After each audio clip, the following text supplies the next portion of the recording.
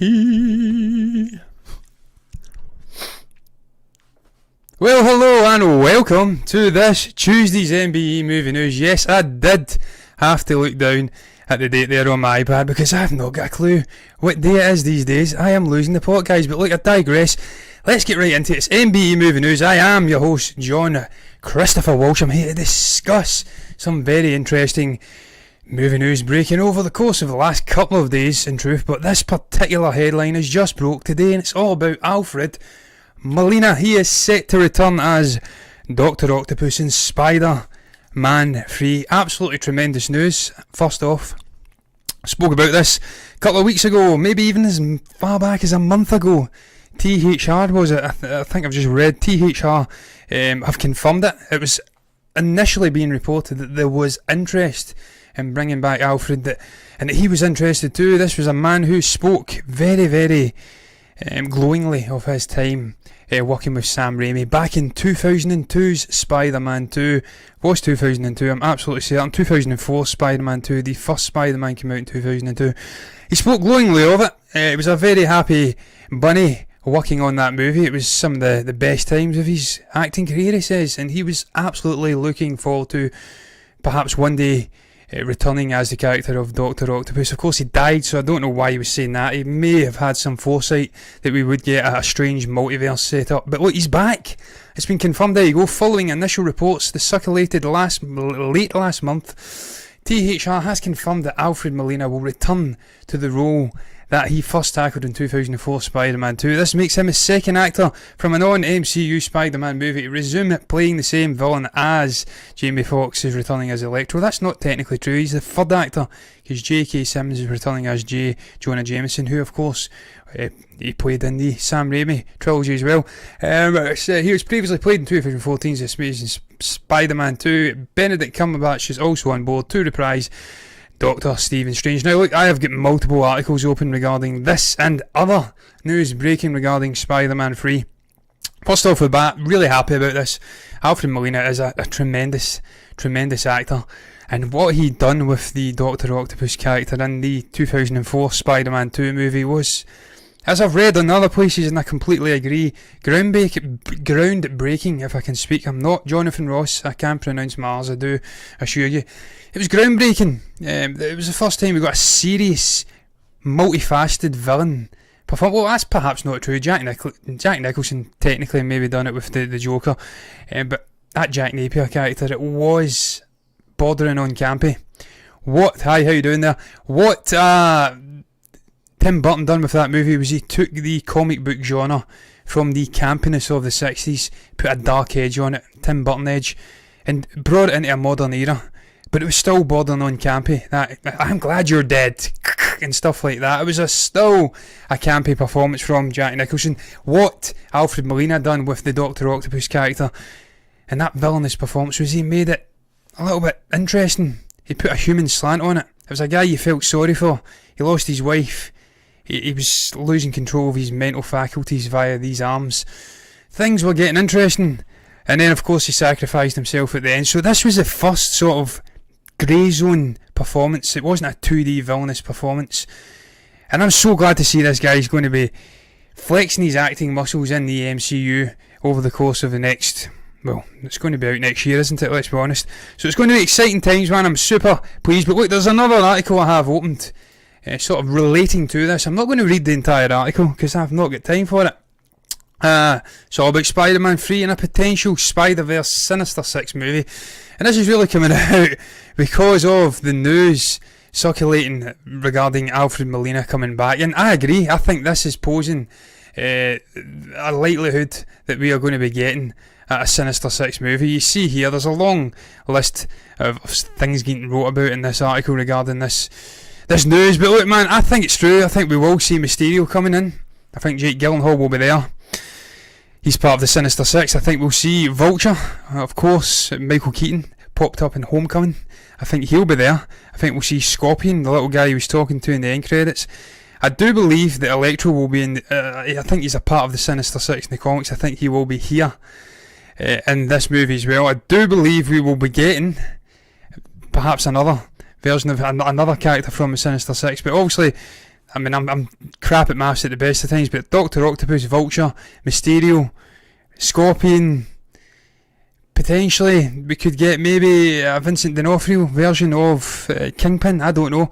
But I do believe we will get a Sinister Six story popping up. Sony have been so interested in this concept for many, many years of wanting to do it. They've never really had the ability to do it because they've not had that platform that Kevin Feige, Disney, Marvel have gave them with the MCU. Don't know what's going on in that chat there. I'll just ignore it for now. Now they have that platform, they have that scope to do things with the story. I think we will see a Sinister Six popping up, and if Alfred Molina as Doctor Octopus is leading the charge in a multiverse story with Doctor Stephen Strange and with multiple Peter Parkers coming in, then it is going to be stupendous, man. We've seen it with Spider-Man Into the Spider-Verse. It was an interesting concept. It's the second best Spider-Man movie ever created for me.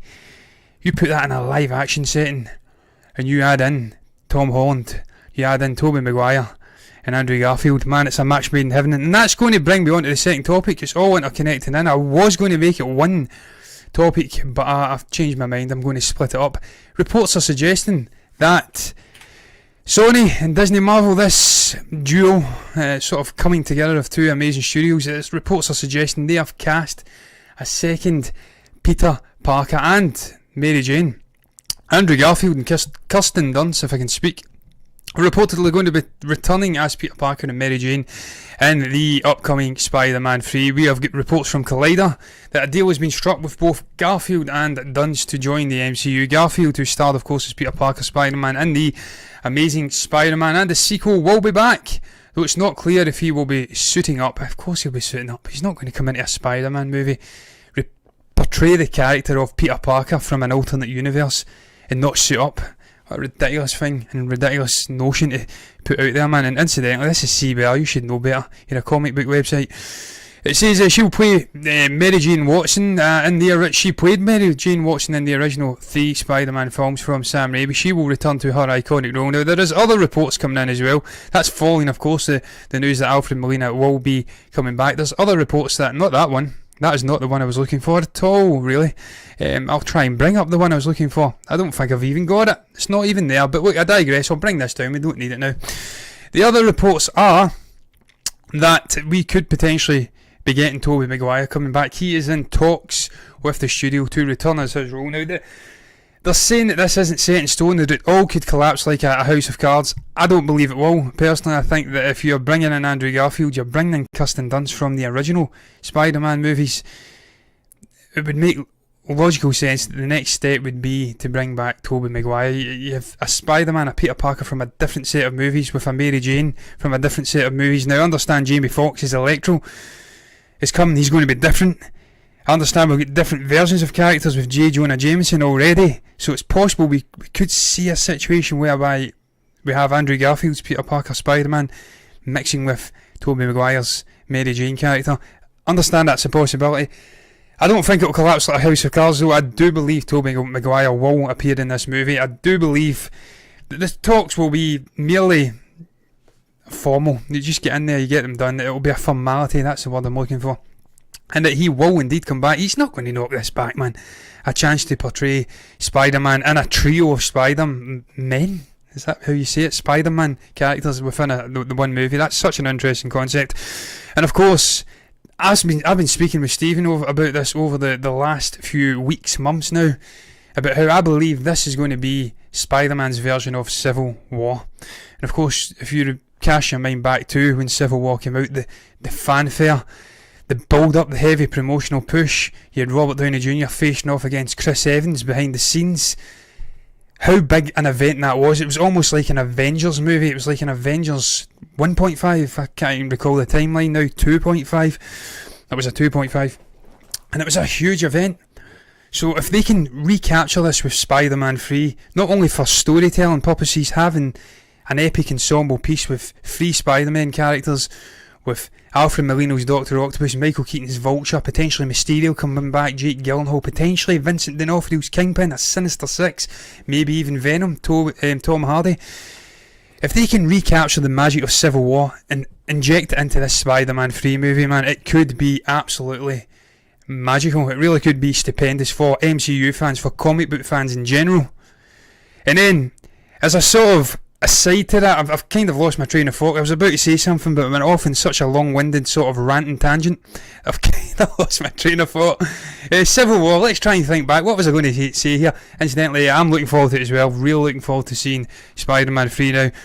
That's what it was. Obviously, bringing in Dr. Stephen Strange and introducing him into this multiverse of madness, it's going to be the interconnectivity of the MCU, and it's something that's really needed at this juncture of Phase 4, where you're introducing a spate of new characters, new franchises, the Eternals, Shang-Chi, a Yelena character, I can't recall her second name just now, the Florence Pugh character. You're introducing all of these new characters in. There's a chance that it could flop, unlikely though it is. So to have the security and the foundation of a Tom Holland, Peter Parker, Spider-Man character with Dr. Stephen Strange, bringing in established players and doing a big ensemble piece, you're kind of getting it off to a great start. Now, I don't actually have the timeline of releases in front of me for Phase 4, but I think it's Shang-Chi set to come out in the summer. I think we're getting Eternals and then Spider-Man 3 late 2021. So you're kicking off with two new an ensemble piece and a new character. You're introducing new characters in, so it's going to be important that they get off to a good start. But then if you have that big Civil War Spider-Man type movie at the end of 2021, it gives everyone a boost, it gives the fans a boost, it gives the characters in the MCU itself a boost. So it's going to be extremely exciting times getting into 2021, man. We could potentially have 4 different MCU projects, maybe 5. I don't know if Loki's coming out. I know Captain and Falcon and the Winter Soldier's coming out. This multiverse concept, man, spreading its wings through 3 different projects. WandaVision, obviously, Doctor Strange in the Multiverse of Madness, and Spider-Man 3, man. I can't wait to see what the hell happens here. Are we going to get a Sinister Six set up? I hope we do, finally, because it'll get it the itch. It'll scratch that itch that Sony have been wanting to scratch for many, many years now. It's going to be really, really exciting times, man, to be an MCU fan. And look, that news of Alfred Molina coming back, the news of Andrew Garfield and Kirsten Dunst coming back, and these soon-to-be breaking news, I'm sure, of Tobey Maguire returning too. It's just music to my ears, man. Because growing up, Tobey Maguire was my Spider-Man, and those movies were revolutionary for what they'd done for the genre. Almost like, as I keep getting back to, what Tim Burton done for the 1989 Batman. So having Sam Raimi in there doing Strange, Multiverse of Madness, and all of this stuff all bleeding in, it's exciting times, and I've got supreme confidence that Kevin Feige will get the balance right. He'll not overplay it, and it'll not be just superfluous usage of Tobey Maguire and Andrew Garfield. I'm absolutely certain he'll get the balance right, and he will use these characters. They'll have meaty roles in there, and it'll be something that's pertinent to the actual story. But look, I'm going to move on to topic number 3. It's all about Christopher Nolan, everyone's favourite cerebral filmmaker, all-round good guy and storyteller. He has been absolutely destroying Warner Brothers over their strategy. The announcement of a new strategy of releasing movies, in a sense, dual release strategy. They go out on streaming service HBO Max, same day they go out in theatres within the North American market, the biggest film market in the Western world. He has been destroying it, no surprise to anyone really, because it's Chris Nolan here, a firm advocate of the movie-going experience, the exhibitors, I was trying to get the word out there. So it's not a surprise he's come out. This is what the man's had to say. He said 2 fairly lengthy quotes. I don't know what happened there. We kind of screwed that up. I hope when I get back we're not getting streams starting soon in the previous scene, but let's do it anyway. Incidentally, that's terrible, man. The actual I'll try and sort that out just briefly here, because that is just a joke. The alignment. He says this, there's such controversy around it because they didn't tell anyone. In 2021 they've got some of the top filmmakers in the world. They've got some of the biggest stars in the world who worked for years in some cases on these projects, very close to their hearts, that are meant to be big screen experiences. Of course they are, likes of Kong v Godzilla, The Suicide Squad, Wonder Woman 1984. These are big screen experiences. They're not supposed to be watched on an iPad or on your TV within your room. That's bullshit. And I'll get into it, but I'm conflicted, because I understand the need for the evolution of film consumption. It has to go digital at some point. All entertainment mediums go digital, but I'm conflicted because I agree with Chris Nolan as well.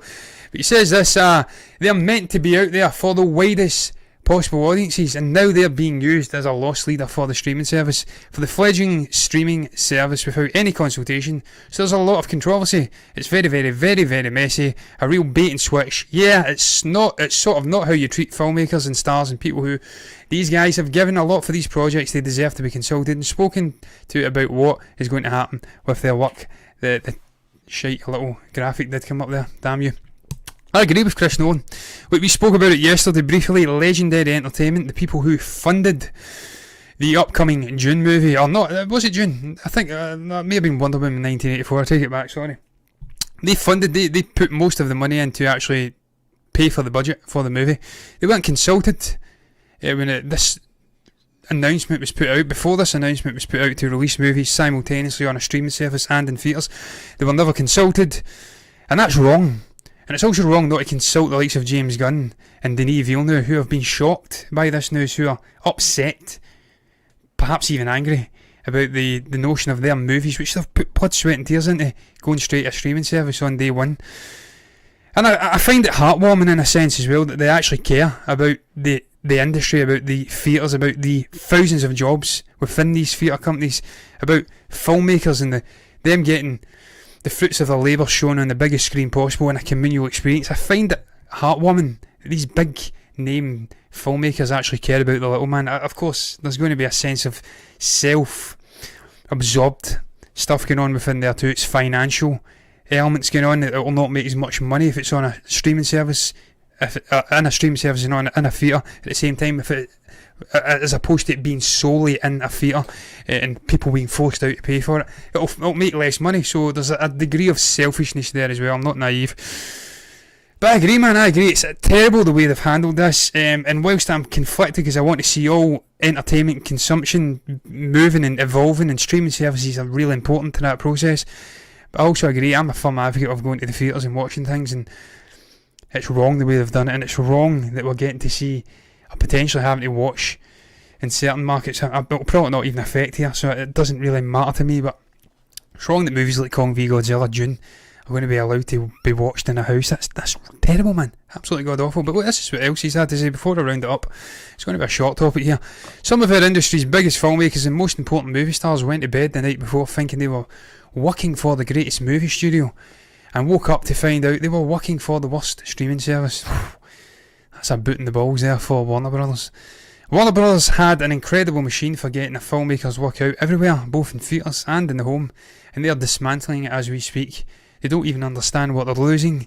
Their decision makes no economic sense, and even the most casual Wall Street investor can see the difference between disruption and dysfunction. I agree with you, Chris. Look, I says it last night.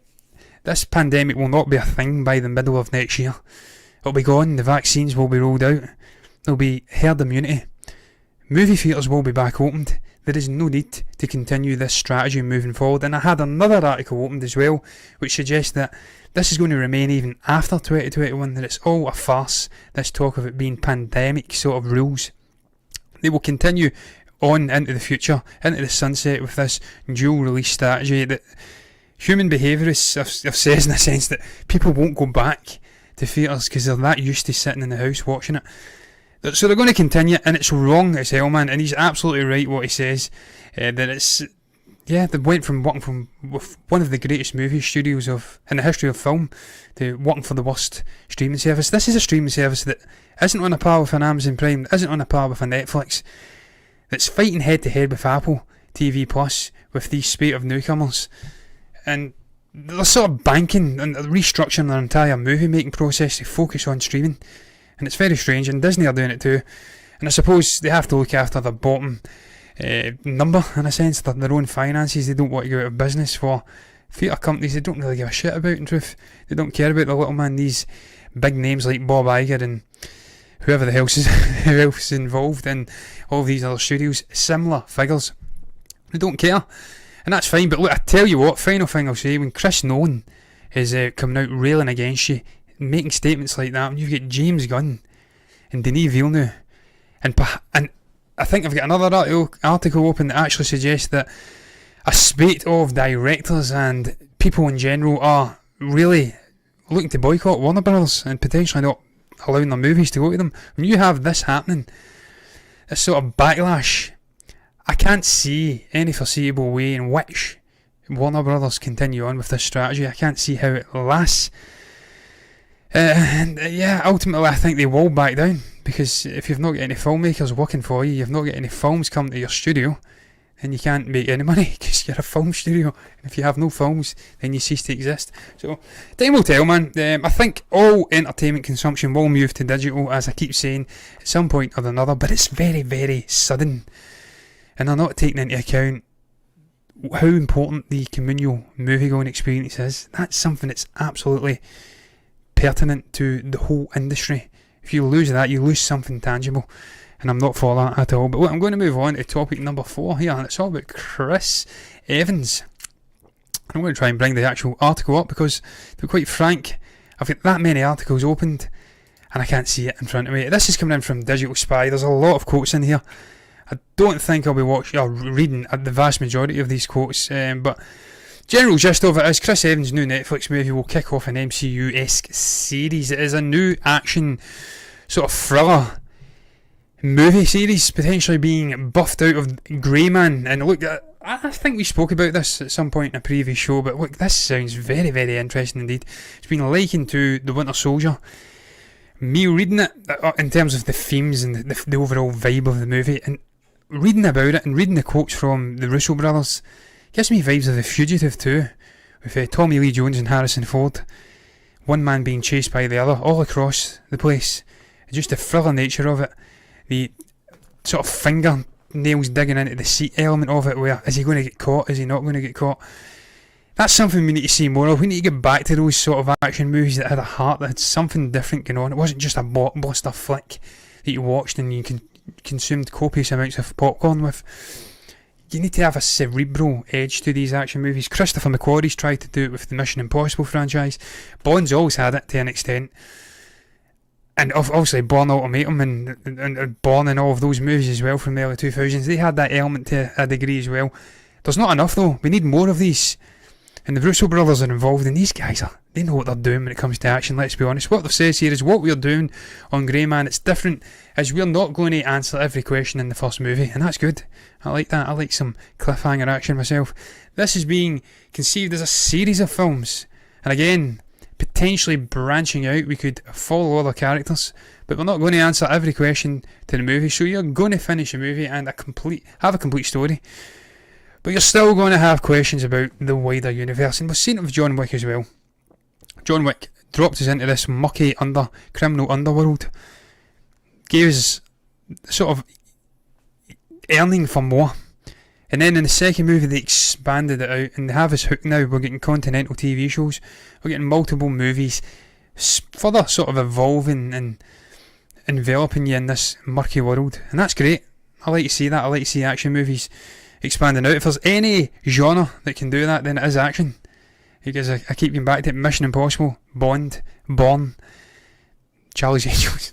Can't even say that with a straight face. Sorry. But man, look, they say they were the guys that grew up in a steady diet of action thrillers.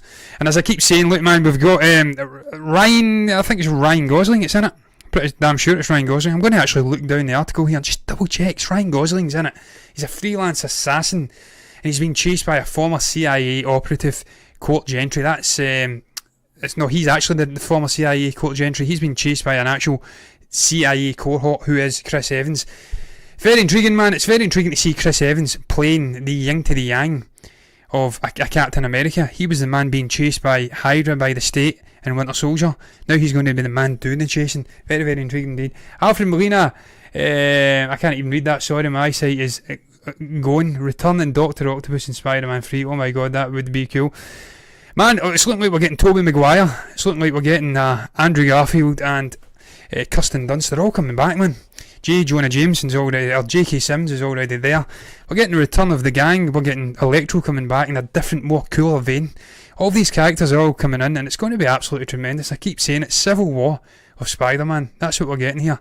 That level of epicness, the ensemble, the sort of the event it's going to be unreal. And this is what Marvel need at this moment. I keep saying this as well. They need this kind of movie when they're trying to flesh out new characters, a new era or a new saga. They need these established characters to come in and give it the boost in the arm, so we're not all sort of sitting there pondering the Eternals and Shang-Chi. We need some of that goodness, man, of Doctor Strange and Spider-Man in there. We don't just want all these new faces, we want the old faces coming back too. But look, man, this is exciting, man. Great, man. I like to see them expanding out new things. Obviously, the cinematic universe thing has been done many, many times before and it's failed. Only really Marvel have succeeded. DC failed. Universal failed.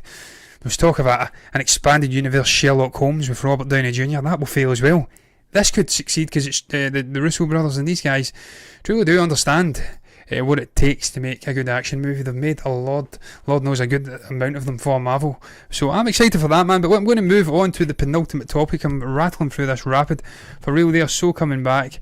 My friends say it's fake. No, they are. They're coming back. It's been confirmed. Andrew Garfield and Kirsten Dunst have signed onto the movie. Tobey Maguire is in talks at the moment. Alfred Molina's signed. So they three are definitely back. J.K. Sims is definitely back. He's filmed some of the stuff for the movie already, so it's happening. Maguire will sign as well. I'm absolutely sure of it, man. It's going to be stupendous. They're already filming this movie just now, so times are up, man. It's going to be good times if you're a Spider-Man fan. But look, man, there you go. Furiosa Prequel will pay tribute to Mad Max film. This is the living definition of a filler topic. This is going to be looked at, briefly read over, and I'm moving on swiftly. In a sense, it's George Miller. He's been coming out speaking about the late Hugh Keays-Byrne, the man who played the main villain. A sort of 80s cardboard villain, let's be honest, in Mad Max Fury Road. It wasn't like the multifaceted, interesting villains we've been getting, like the Thanos, like an Alfred Molina's Dr. Octopus. It was sort of like a Robocop villain from back in the day. This was a continuation of the Mad Max movie from the 90s, 80s, so it shouldn't really surprise you. And look, it worked for the story. This was a movie you weren't really sort of investing too much thinking power into. It was a nice, interesting to look at action movie, and I thoroughly enjoyed it. But look, it's nice to see he's paying tribute to this guy. This guy passed away. I didn't even know he died. There you go, shocking, I know, but I didn't even know he had passed away. He was a cool villain, wasn't he? Look at the visuals, really, really cool guy. And apparently they are going to pay tribute to him in this upcoming Furiosa prequel. It's of course going to star Anya Taylor-Joy. I can't wait to see this movie. Incidentally, I think she's a great choice.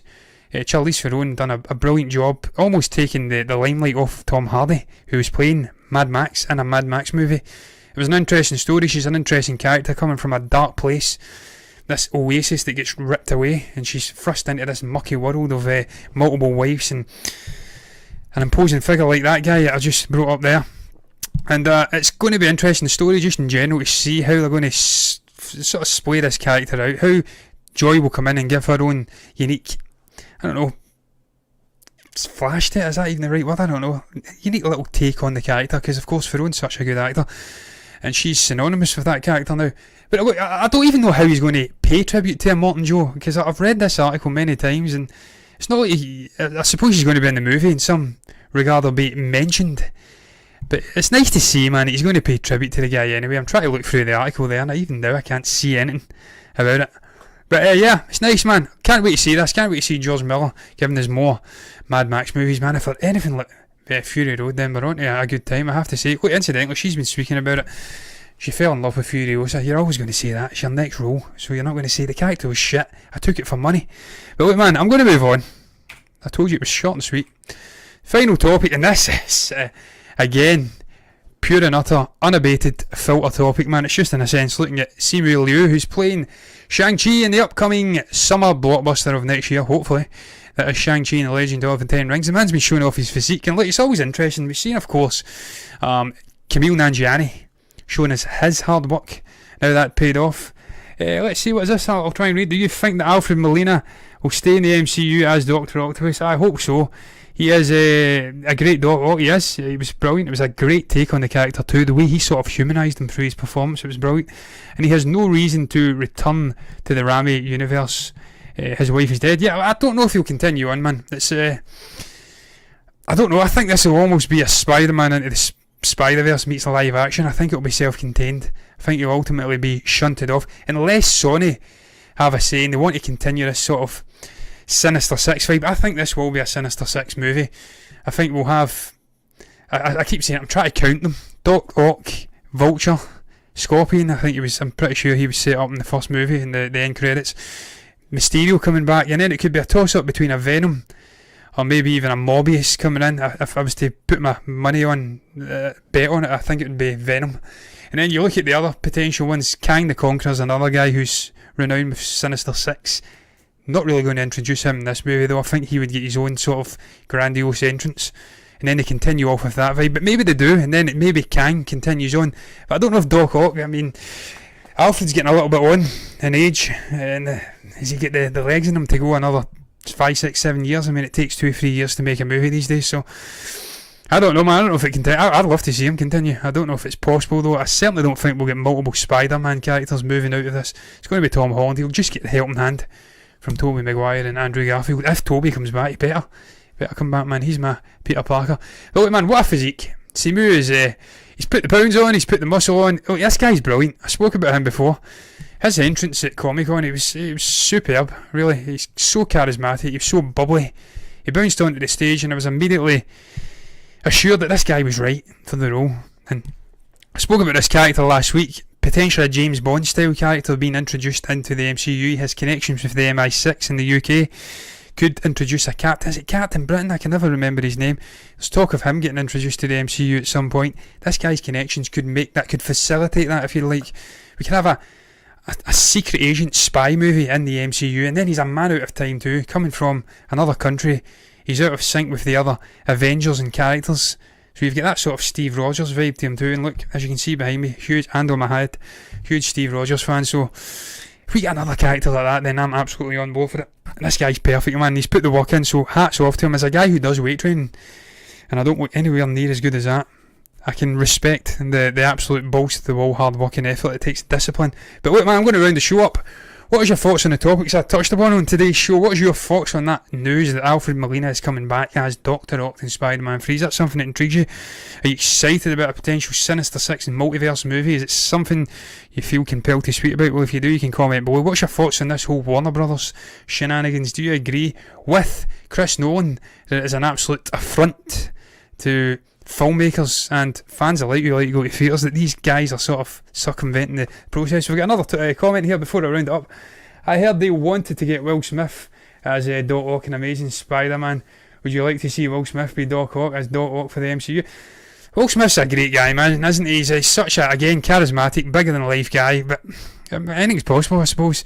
And the fact that it is multiverse and this guy's coming in potentially from another universe, we don't know what's going to happen. Dr. Stephen Strange and Wanda Maximoff, they're going to be doing some crazy shit in these next 2-3 movies, so could open up a Pandora's box. We could get whole different versions of characters coming in. I think Tony Stark will come back in a sort of Jarvis AI-like thing at some point, whether it sticks around or not. I think Robert Downey Jr., I can't see him staying away from the MCU for too long, so anything's possible. Of course, we're getting Evan Peters potentially coming back as Quicksilver too, and that's great, because Aaron Taylor-Johnson's version, as much as I love him, he's not Quicksilver, man. Evan Peters is Quicksilver, so we already know we're getting different versions and they can float in and out of movies, so it's possible we could get Will Smith. And I wouldn't be against it. I love Will. I grew up watching Fresh Prince, so I'm on board for that, man, if it ever happens. Look, man, but you can comment below if you've got anything to share about any of the topics. I've spoke about that many. I've lost the plot. I can't remember them all. You can comment below. You can also like the video if you've enjoyed it, and subscribe to the channel if you want to see more content like this. Thanks for anyone that's been watching and commenting incidentally, because we don't get that many comments that often. Usually spam like you've seen up there. So appreciate the comments. Thank you very much. But look, until then, I'm going to bid you farewell because I'm done with a bye-bye.